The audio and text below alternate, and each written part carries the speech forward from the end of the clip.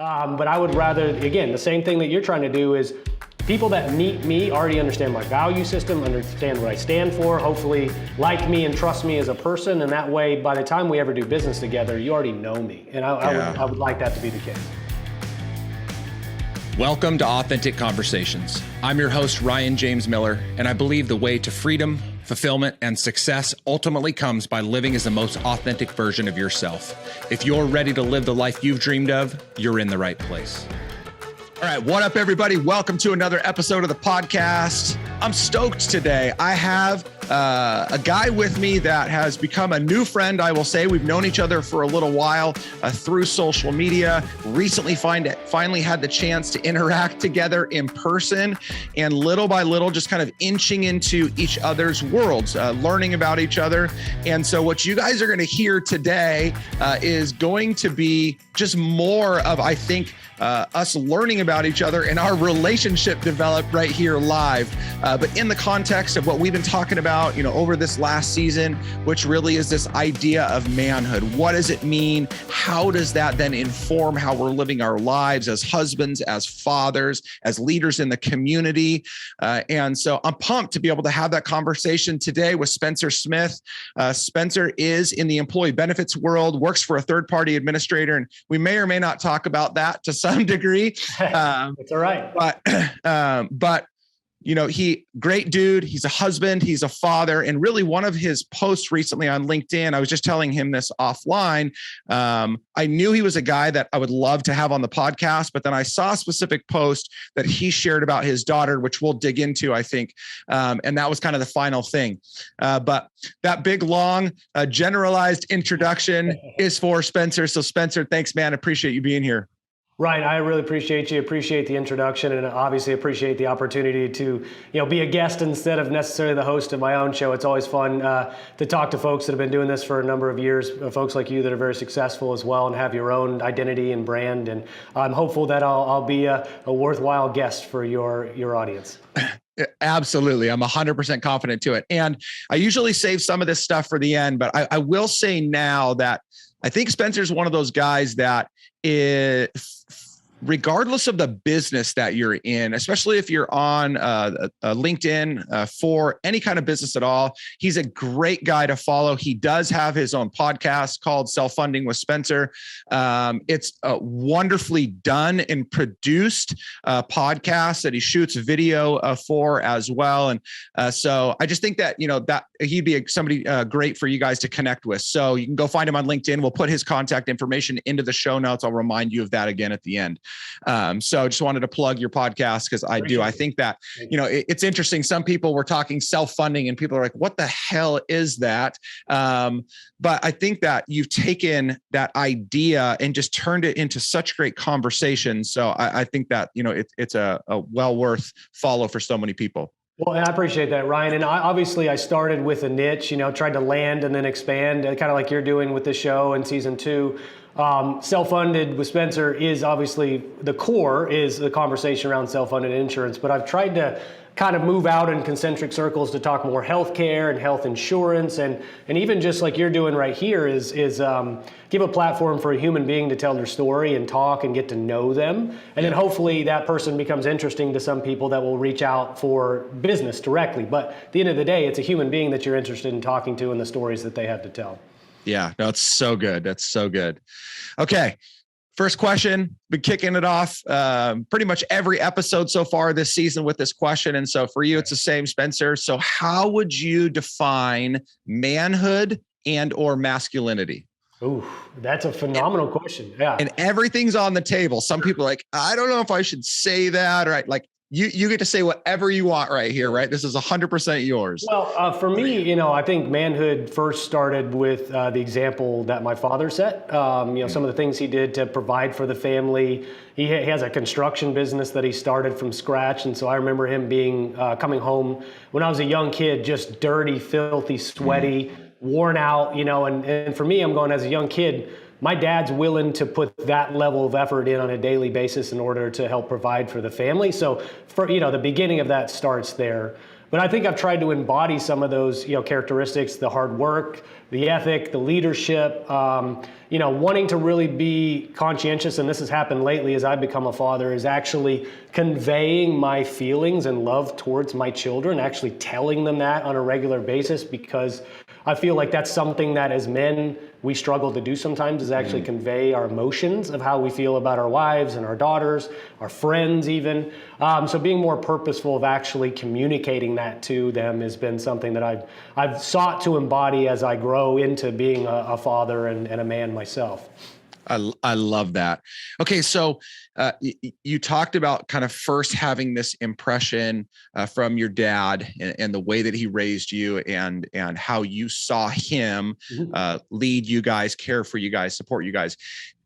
So construction guy, dirty hands. So we're thinking, like the tough, strong, kind of guy. Did he exercise or demonstrate that emotional side to you guys as well? He did, but to a degree. I think he grew up in a pretty, hard world. He was on a potato farm in Maine. I mean, Wow. A hard life, right? Cold, frigid, tough life. And so I think obviously some of those things in the environment he grew up with and, maybe didn't prepare him the same way that I'm hopefully trying to prepare my children to have that level of communication. I knew his love for me. He was always at soccer games, always supported me. As I've gotten older, we talk, I think, even more in depth about life and leadership and fatherhood. But I just wanted to be a little more purposeful on the front end. But I think one of the interesting things, and I know you probably experienced this yourself as a father, is when you become a father yourself, you start to see your parents as human beings a little bit more and not necessarily, oh, this is a perfect person that knows everything about the world. No, you go, oh, this is a human with flaws and warts and challenges that they have themselves. And so as we grow with them, I learn from mistakes. I learn from some of the values that they represented to me, and just trying to do my best to, I think we think generations, right? And we think about our kids and our grandkids. If I can do a little bit better than my parents and then teach my kids a little bit better than me, our legacy will grow out of that as well. Yeah. No, that's super interesting. And I like the way that you said, you always knew, though it wasn't necessarily communicated to you in maybe the same way that you're doing it now with your kids. And so I grew up, and I've shared before in the podcast, like I had a challenging relationship with my dad a couple of different times in life. My dad, when he was around and available, he was showing up for all my stuff. What was so interesting to me was my dad was a cop for a portion of his life. My dad was very strict, very heavy-handed. And so I don't really remember much of, though I knew my dad loved me. He sometimes had interesting ways of showing it. I never really saw the emotional side of my dad that much. Later in life, my dad is which is where I'm a very emotional person. Like, it doesn't take me much to tear up and cry. And my dad is very much the same way. And so maybe part of that is like old age has broken some of that hard exterior, but it's just so interesting how over time, and I guess, again, I think maybe it's as we grow up and we see it, they kind of see how they raised us and maybe even continuing to make some changes. Like, he's just become so much more emotional.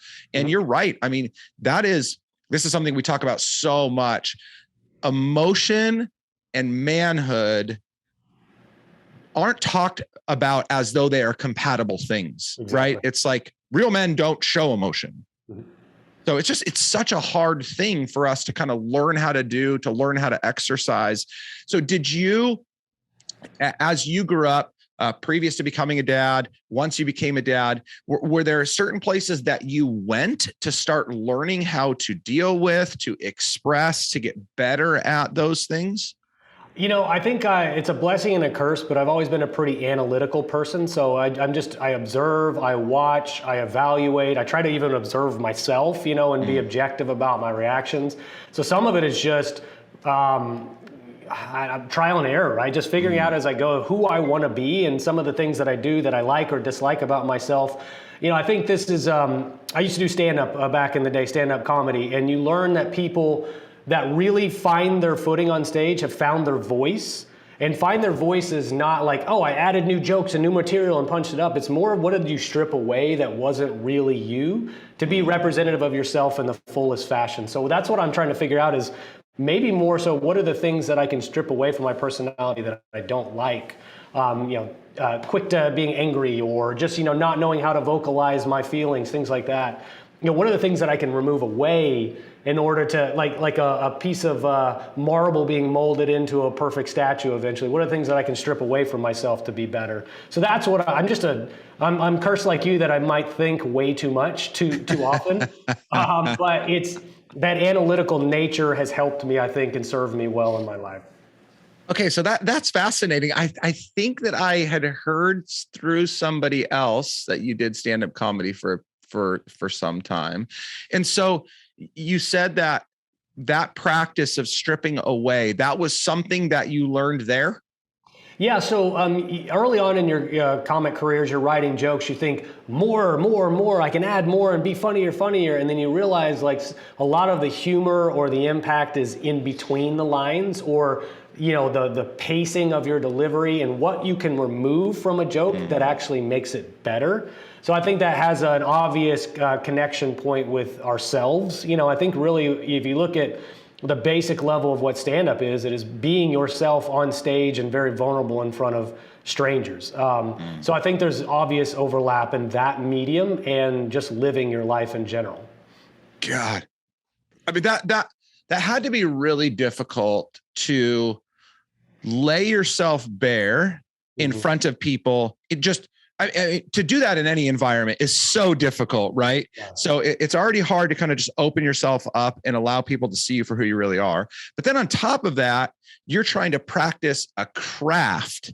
And so like, how was that? Like, how was that journey for you of like, I need to be myself and I'm trying to get good at this. And you probably weren't always good at it. So like, how did that happen? Honestly, it was a struggle, but it was the right type of struggle for me. It was an intellectual struggle, but it also was, a little bit of psychological, emotional, as you're trying to craft whatever your form of comedy is. And I think I was 5 years into it before I set it aside for career purposes, marriage, kids, things like that. But, you're really only, even 5 years in, you're only scratching the surface. So I don't really know who I was on stage. I was still just trying to figure it out. And early on, you try to perhaps somewhat emulate the people that you enjoy, and then you maybe try to write jokes that you believe the audience will laugh at, but not necessarily what you want to say. So I left the medium before I got to the point that I think I actually was able to convey my message exactly how I wanted to say it. That's good. Okay, so you grow up, you're raised in a pretty good environment. So you've learned some things from your father. At some point you decide you're going to get married, and then you eventually have kids. What was the community like at that point for you? Did you have a group of guys around you, a guy around you that was super supportive, that was there to hold you accountable? Like, was that environment there for you? It was. I've got some friends that, I've stayed in touch with, a couple of buddies that I've known since like junior high that we still stay in touch. And so we were going through the same stages of life as one another. Even one of my best friends who lives out in your neck of the woods in San Diego, I think our children were weeks apart, our first children. So I had the opportunity to really just kind of communicate with him some of the concerns and fears and anxiety, and then hope and obviously optimism and all those things. The emotional spectrum that you go through as a dad-to-be is all over the map. And so fortunately, I've got some really solid friends that have good heads on their shoulders, and so we kind of went through the same moments at the same time. It could balance these things off one another. That's super interesting to me because what I find is that more often than not, men fall into two categories as it relates to friendship: either none whatsoever, or very few, like, they're just very, very surface level kind of acquaintance type of things, or they do have those long-standing relationships. Like I have a couple of friends that one of my buddies, we've been friends since we were about 18 months, 2 years old. So well over 40 years. Crazy.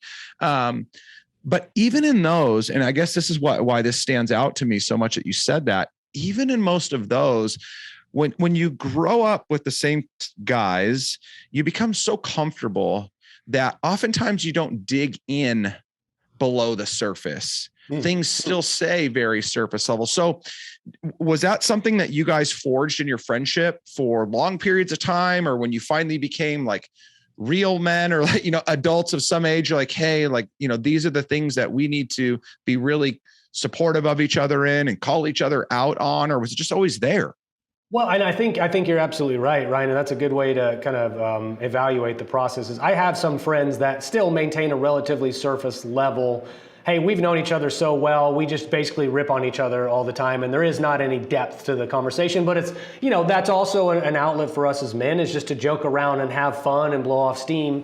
But then the gentleman I was talking about, Joe Roberts, out in your area, he and I have the deepest conversations that I have in my life. And there's another friend of mine who's a Marine that's stationed overseas, and that guy is, I mean, you talk about a warrior that's also a philosopher and the most well-read person I know. And if I want to have absolutely the deepest conversations about the meaning of life, I can call him and we'll get into an hour and a half of just us talking. And it's beautiful to be able to have the friends like that in my life, that I can really share some of the hardest moments I'm going through or things I'm struggling with. And there's no judgment. There's no, not even necessarily wanting to tell me what to do or vice versa. It's like, hey, let's talk this through together. I understand. And let's work it through together and maybe come up with some sort of, solution to this problem or things like that. So I've been very fortunate to have some great people in my life, and I hope they think the same about me.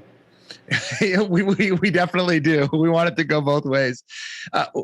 Were there those moments though where somebody really did just have to tell you, and maybe there weren't, but that like, no way, you're going about this absolutely the wrong way. You need to turn from what you're doing, or if you go in that direction, that's going to create catastrophe. Did you have those moments, or have you had those moments on that journey? I think that's more my wife most of the time telling me what not to do, or, but she's, it's funny though, we talk obviously about the subject of manhood, right? But then there's the inverse of that in our relationship with our wives. And, she's a very good barometer in my life of some of the decisions, and also a great motivator for me as well. She is very good at keeping me not only on the path, but challenging me too, to go, all right, don't get complacent, or, hey, what are you doing? Like, is this useful for you? Are we doing the things that we hope to accomplish? She's really my coach behind me, if you will, and so I'm absolutely blessed to have a woman in my life like her. And so I think she checks me probably more than anybody does in my life, for sure. So good. I feel you. My wife has not only earned that right, but absolutely deserves the right. And she does it. And she's so great. I mean, what I've been so appreciative of is she's the first person to call me on my bullshit. And at the same time, she is the first person to stand there and say, I 100% support you. I trust in your decision, and whatever you do, I'm right there with you. And so I love to have that balance. Yeah, it's the ride or die, mentality. And I think I have that with my wife. And so I have hard conversations with my friends, but also I think that's where I was going to say, a lot of times we're more supportive in nature. I mean, if somebody's doing something obviously stupid, like, friends that might have substance abuse problems that you see on the surface or manifesting, then of course we call them out for things like that. And somebody would do the same for me. But I've always just tried to make good decisions in my life, man. And I don't know if you saw the post I made a couple weeks ago about understanding the psychology of great men that perhaps have a fall from grace or ruin their lives. And, I recognize that from the outside in and going, all right, how do I prevent that from being me? How do I stay on the path that's going to ensure that is not, a moment in my life that I experience as well. And so I think it's just, again, being that analyst, dude, that I can't ever set aside that part of my personality. Yeah, I love that, because for me, I've had plenty of tragic falls from grace.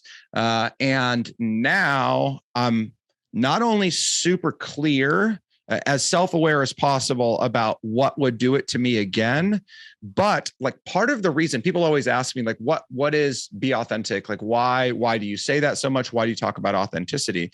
And one side of it is definitely because I want to give other people permission to be, like, as you said, just strip all that shit away and just truly be the person that they've been created to be. But the other part of it is very selfish, and people don't typically hear me talk about this side of it, but I want to be so transparent with my life that I have a worldwide system of accountability. Yeah. I don't want to, in the business world, right? And like, let's just take a platform like LinkedIn specifically, even though people are sharing more personal stuff now, but you can be the most together, professional, successful, dialed in leader in the business community and be praised for it all over the place. And then at home, you are just a complete monster, or you're absent from your family. And I don't want to give myself the opportunity to fall into something like that. And so therefore, I just let it all be out there. It's like, here's the good, here's the bad, here's everything in between. I want you to see me for who I am. So that way I don't have a crevice to crawl into and do something really stupid that's going to derail my life. Yeah. Well, I think you're absolutely on the mark there. I remember recording myself a voice note like a week or two ago about my hope is that if somebody meets me in person, whatever I've portrayed online, that those two things intersect and they don't have a surprise. Like, you're not like what I expected. So you're being authentic, or being radically authentic, or whatever you want to call it, is actually just being yourself, being honest with folks. And then that way you don't ever have this, you don't have to answer to anybody if they meet you in the real world and go, well, dude, everything you put online was bullshit. Like, why are you're not like that at all? You just cherry picked your life to show what you wanted to show. And that has been done. There's Instagram for that, and there's TikTok for that. But I would rather, again, the same thing that you're trying to do is people that meet me already understand my value system, understand what I stand for, hopefully like me and trust me as a person. And that way, by the time we ever do business together, you already know me. And I would like that to be the case. Which, I try to stay away from business 101 lessons as much as possible here, but I think that is such a critical thing that to this day, it blows me away how much it's missed. People, I don't think we'll call it sales world, almost everybody's in sales to some capacity or another, but I don't think that people really spend the time understanding who they are, portraying that person to other people, and just trusting that they're going to attract the right people back to them that are going to be the best business partners. Like, they want to put themselves out there, but they still want to fit into a lot of spots that maybe they shouldn't be in, working with people that they don't really need to, chasing people that aren't attracted to them anyway. I just think it's such an overlooked thing, even though more and more people are putting themselves out there. Yeah, I think so too, right? And there's a performative nature to what we post online, and obviously you do curate it to a degree. Yeah. But I appreciate the fact that you do share things that aren't necessarily in the brightest light of your life, because there's a lesson that underlies that. But I think some people do seek to sort of emulate or try to copy some of the approaches that other people have taken, and it's not them, right? And you see that pretty quickly that it's not them, and that also is. Just early on, a little bit of a learning curve. So we all bring some sort of naivety to a medium that we don't understand yet. And so I think some of the folks that are trying to do that and aren't necessarily representing themselves, they'll figure it out. Or the market will tell them, pretty clearly that they should just be themselves. Yeah. Well, and that kind of brings me to at least what was, I'll say, the final catalyst for this conversation. Okay. Like I said, I think that I was thinking that this would be a great discussion previously, but when you shared what you did on LinkedIn recently about your daughter going to the dance with your daughter, or a date with your daughter. Yeah, daddy-daughter date. Yeah, daddy-daughter date. And a couple of things that stand out. First of all, is like, I love the fact that those types of posts get so much engagement. So it's like so many people relate to it. But I think one of the things that I appreciated the most was you didn't try to turn it into like some business analogy. Yeah. Right? Like, yeah, for real. Normally, again, online, social media, whatever, and especially LinkedIn, because people, we need to do business there. That's what we're there for. But everybody tries to create a business analogy out of just talking about their life. And I love the fact that you just said it like it was, and you just shared from your heart, and you saw the response. And again, it's almost like I kind of wish more people were willing to, to just open up. So this is a weird question, and I don't even know how you answer it, but I'm interested to hear. All right. Like when you think to share a post about daddy-daughter date on a platform that is at least intentionally supposed to be 100% business, what's your goal? Well, there's a couple motivating factors there. I made a video earlier this year about the 7 types of content categories I post on LinkedIn. Oh, that's right. With some metrics about those. And the number one was dispelling the notion that personal content is inappropriate for LinkedIn. And so just showing it through the average engagement, as well as just kind of dispelling the notion that it's all or nothing. So our personal lives and our home lives have intersected the last couple of years, and there's been a blurring of the lines between those two. So why wouldn't somebody be interested in me as a father, or a personal family post? But what I intentionally do, Ryan, with those is that's the medium, right? The picture is the medium. There's a message underneath that medium that I want to convey to people as a value system of mine. And so it's not just a post about me and my daughter, and hopefully everybody thinks my daughter is cute. There's a message underneath that. And so when I think you combine those two things together, that's why it resonates. I haven't shared this with anybody, but that's my most popular post of all time on LinkedIn. It's up to like 27,000 views or something crazy like that. I've never had anything close to that. And so I think it speaks to, this is what the market is saying, and there's something there. And if at the end of the day people go, well, that Spencer guy seems like a good dad, I want to figure out what he does. Cool. Then that served its purpose, and you don't need a call to action in that post at all. Then that was, I loved that, because that was the answer that I was hoping for more than anything, for 2 reasons. First of all, you're not hiding the fact that you are trying to attract people to you to do business. Like, sure. That's why we are there. You're not there to make friends. You're not there to have fun. You're not there for 27,000 views. You're there because at the end of the day, you want to do business. And you know that if you share your values, that you're going to attract people to you that you'll align with, that hopefully you get the opportunity to do business with.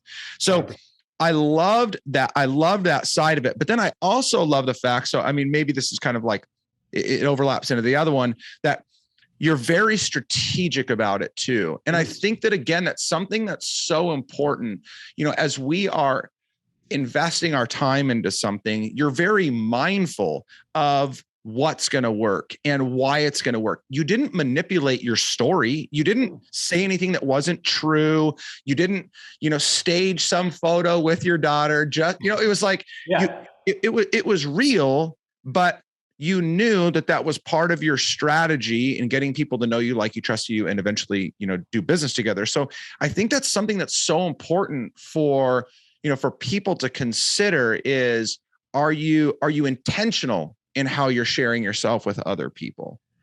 Well, and it's funny to juxtapose that with some other, I craft a lot of notes to myself, voice notes, memos on my phone. And I have a freedom of speech, one that I want to post at some point that I have gone over for months trying to just, have I nailed what I want to say? Well, the inverse of that is the post of the daddy-daughter date, which just on a Saturday, got the picture, had a great time. And then I was sitting in coffee on Monday morning going, well, I had some thoughts about this. And within 20 minutes, I kind of crafted what I wanted to say, and it was almost on a whim. So you can have these posts that you think are just going to be amazing, and you really create just this killer message. And then you have your posts about daddy-daughter date that just, demolish in terms of engagement the ones that you really think are the best. So also it's just an openness to trial and error, man. And just, figure out what works, figure out what doesn't work, but don't, even if you're not necessarily directly intentional about the why, like at least pay attention to the outcome and adjust your strategy based on that. Yeah, no, that's super good. All right. So for all of you listening, you just got a wonderful business lesson in sales and marketing that you can take away with you. So that was a bonus in the middle of this conversation.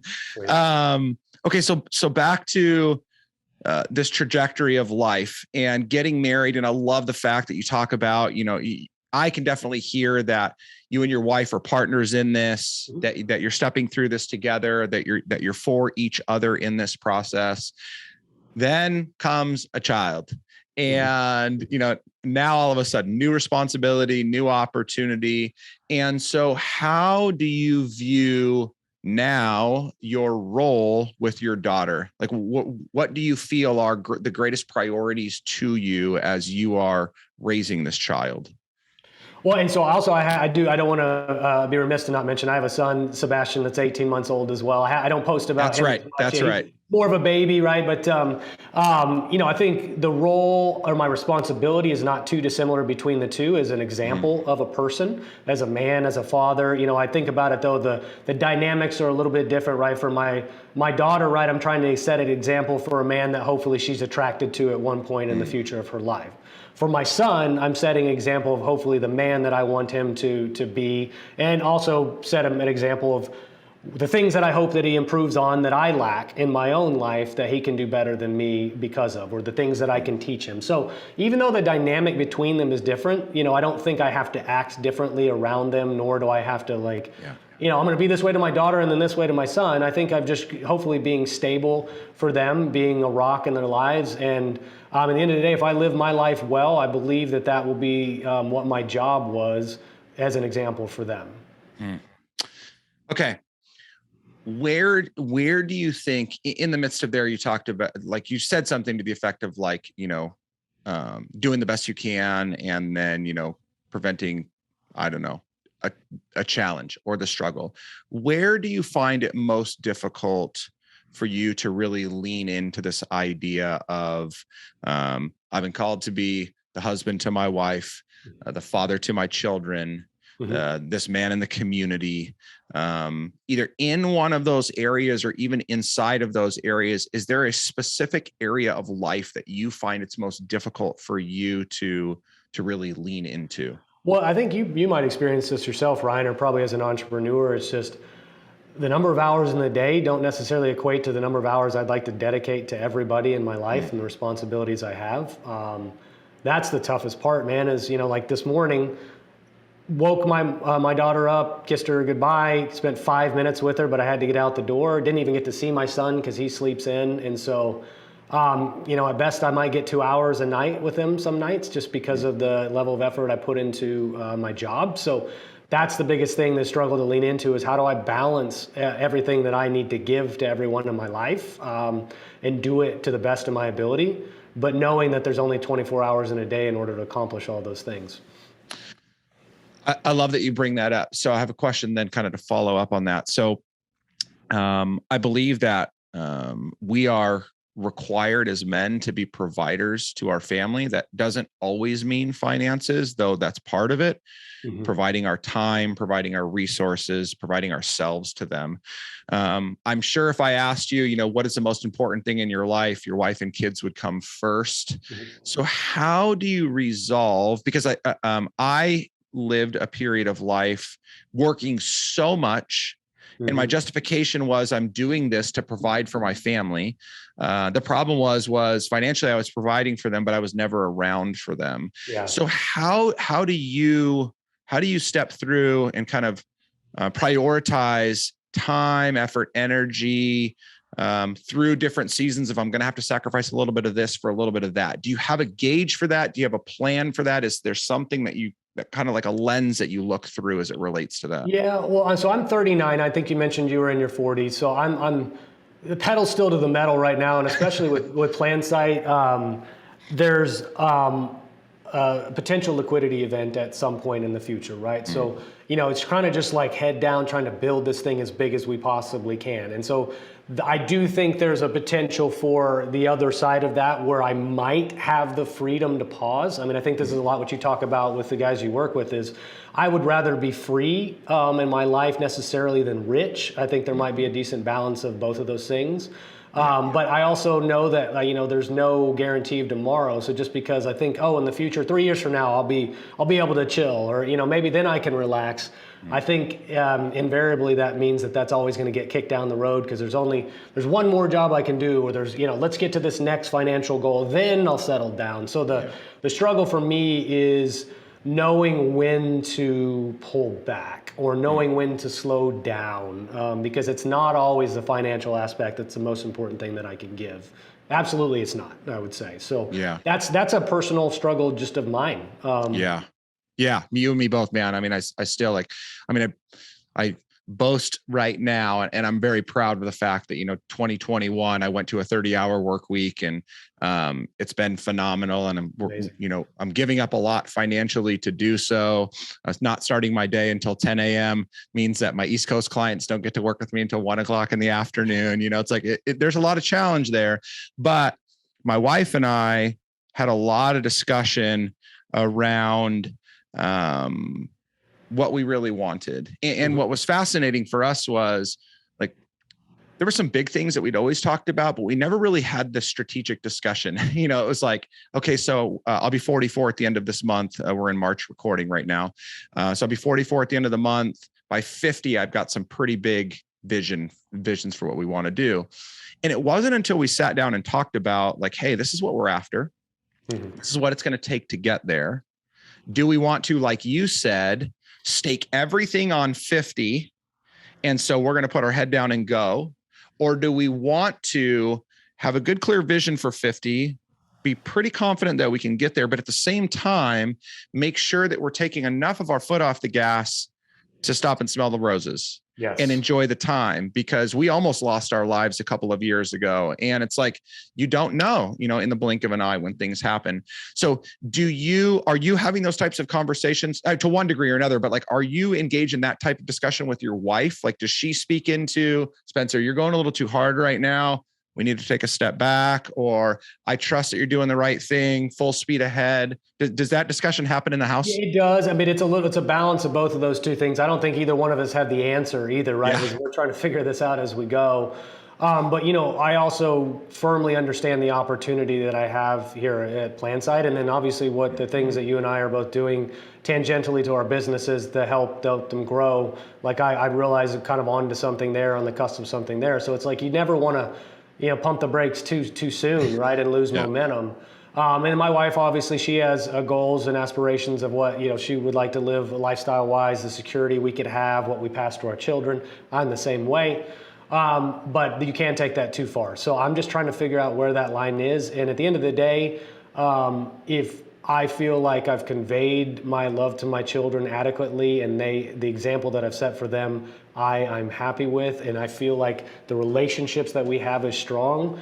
I would love more time always with them, but maybe we find whatever that appropriate balance is. Yeah. So all things can be served. But I mean, to tell you the honest truth, Ryan, I don't freaking know. I really don't. And that's right. Maybe that's my job, and that's our job as men too, is a little bit is to try to figure that out as we go, man, and use our power of discernment and trust. And I know you're a man of faith as well. Just trust in the mission and the purpose that we have, and not knowing all the answers is okay as well. Yeah, no. Well, and I love, and this is a great place to really kind of land the plane, because, when we started and I asked you about manhood and masculinity, you talked about your father and how you saw him, going and grinding it out and working really hard. And though he maybe didn't verbalize it completely, you always knew that he loved you. And so that was your impression. But then you said, to follow that you were then going to improve upon that. It wasn't that he did anything wrong, but you were going to do it even better, right? You were going to add to what you learned. And here's what I hear as you've navigated through this whole discussion is, you are doing a better job. You are more communicative, probably, to your wife and to your kids. And you are maybe a little bit more sensitive to investing time into them without taking your foot off the gas pedal, because this is the season of life that you can do that in.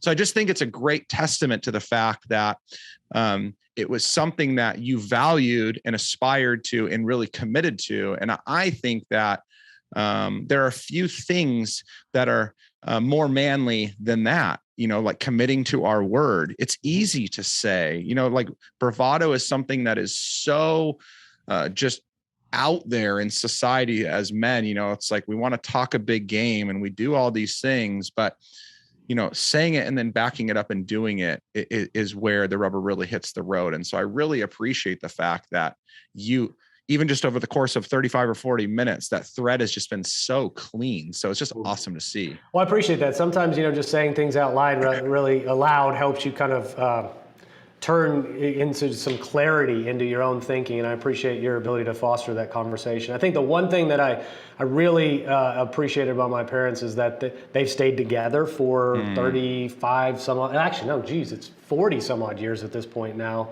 That example, right, that commitment through thick and thin, not everybody is as fortunate to have that same situation at home. And I mean, if anything they did right as a singular thing, for my opinion, that was that. And so I hope that that's obviously the same impression that I give my children an example as well. It's so good, man. I think it's just so valuable.